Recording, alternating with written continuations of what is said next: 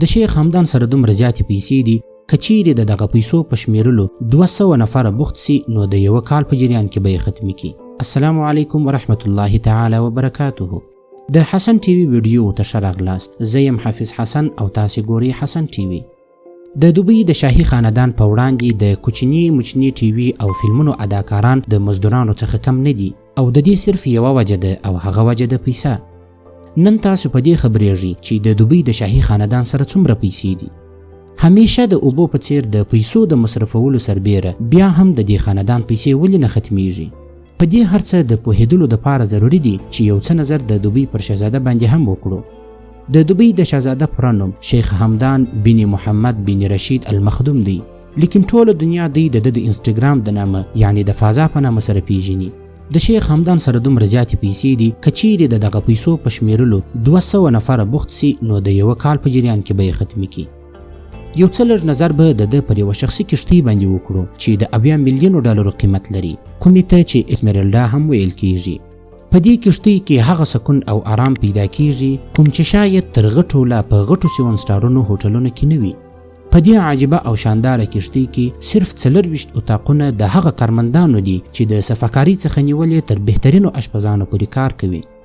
دغه شانداره کښتۍ شیخ همدان صرف د 5 یا هم 10 نفرو د میلمستیاو دپاره استعمالوي. د دوی سره د 400 میلیونو ډالرو یوه بله کښتۍ هم شته کومه چې د دوبۍ یاټ په نامه سره هم پیژندل کیږي. په دې کښتۍ کې 48 شاهي میلمانه په عیش او عشرات سره ژوند کولی سي. د دې څخه علاوه په دې کښتۍ کې د 90 نفرو هغه خدمتګارانو اتاقونه کوم چې د دې چلیدونکي 400 میلیونو ډالرو کښتۍ خدمت کوي هم موجود دي. د شیخ همدان سره تر دې هر څه علاوه د 300 فوټه په اندازه اوږده دوابي سوپر یاټ کښتۍ او د 180 فوټه په اندازه اوږده کوټروالې شاډو هم موجوده ده. د شیخ همدان ورور منصور هم تر خپل ورور په مصارفو کې کم نه دی. هغه هم د 10 میلیونو ډالرو کښتۍ لري کومه چې د کوډ 8 په نامه سره مشهوره ده. اوس د سمندر څخه راوځو او مځکې ته راځو. پر مځکه هم شیخ همدان په مصرف کولو کې تر هیچا کم نه دی. د 1.5 لک ډالرو لګجري مرسډیز G63 AMG څخه نیولې بیا تر 2 لک ډالرو مرسډیز AMG SLS پوري هیڅ کوم داسې موټر نسته چې د دوبۍ شهزاده دې نه وي چلولی.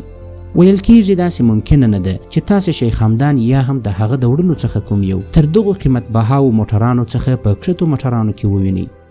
د شهزاده د موټرانو په لیست کې تر دې هر څه علاوه فراري لا فراري، لمبرګیني وینینو، میکلارن P1، بوګیټي ویرون، فراري F12 او اوستن مارټین 177 هم موجود دي. دا صرف د شیخ همدان د موټرانو حساب دی. د ده ورور منصور هم تر مرسډیز ویګن کښته خبرې لا نه کوي. د دغه خاندان سره د نړۍ په سطح قیمت بها موټران تر 100 زیات ورسره دي، په کومو کې چې مشهوره BMW، رویلز رایلز، مرسډیز، فراري او وینټیج موټران هم شتون لري. اوس خبره کوو چې شیخ همدان د موټر په اپګریډولو باندې څونه پیسې مصرفوي.